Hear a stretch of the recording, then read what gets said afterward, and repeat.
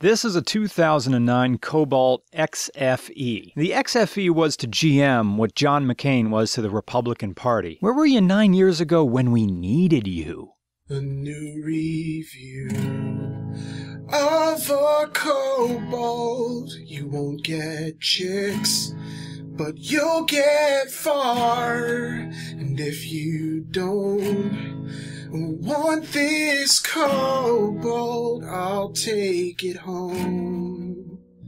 Oh, I'll take it home.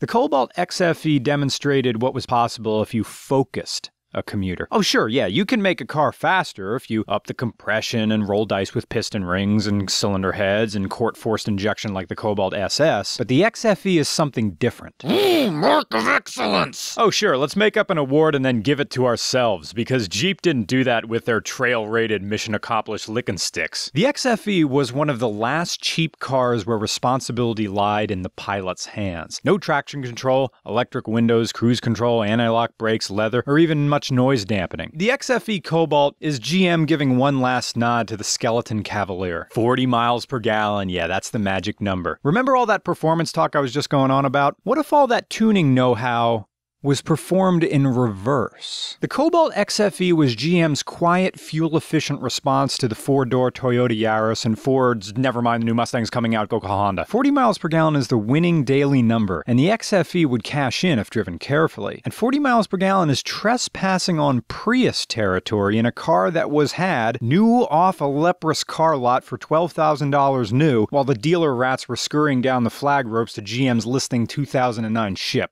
I'm serious, the owner of this bought it new for 12 grand. All this efficiency came about in three ways. Number one, a tall geared manual transmission. Number two, weight cutting gestures such as windy windows and cloth everything. And number three, anal popper hard tires. These three things gave the XFE a fuel efficiency advantage. There was even a shift prompt right there on the dash that would kick in at around 2,000 RPM. It didn't want you to get anywhere near the power band. It was to remind you, short shift, short shift, short shift. And how'd this car do?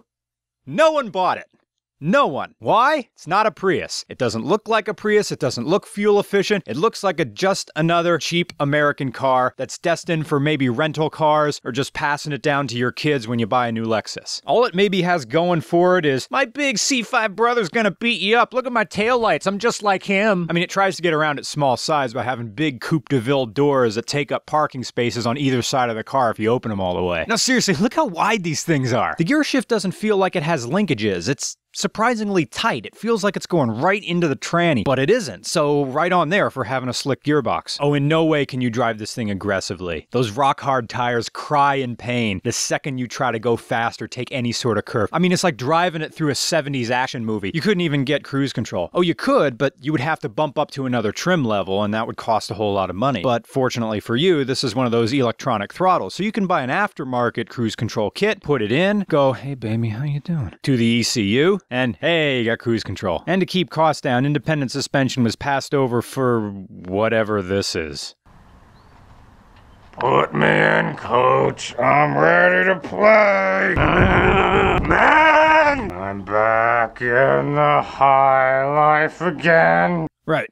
Here's where my speculation starts. GM never made much of an effort advertising the XFE Cobalt. Why?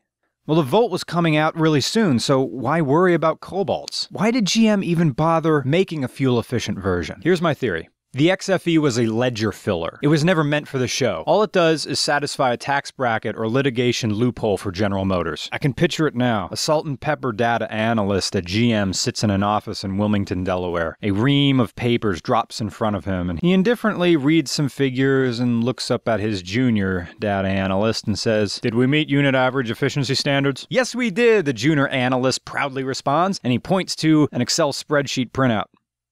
Good, that's done, the lead analyst says, and he places the hefty report aside.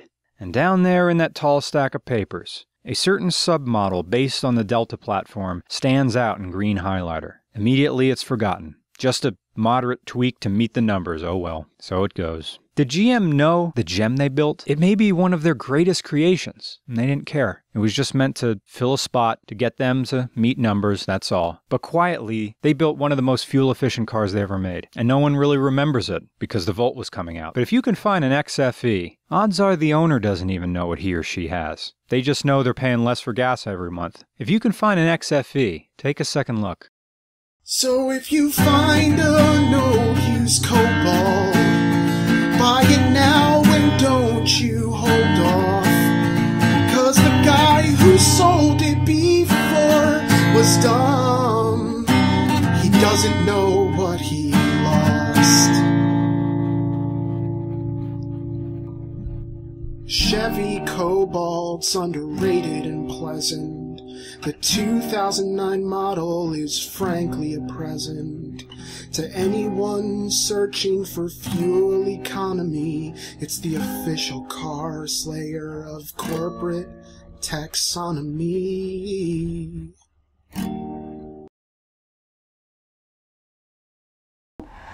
All the doors that are closed one time will open up again.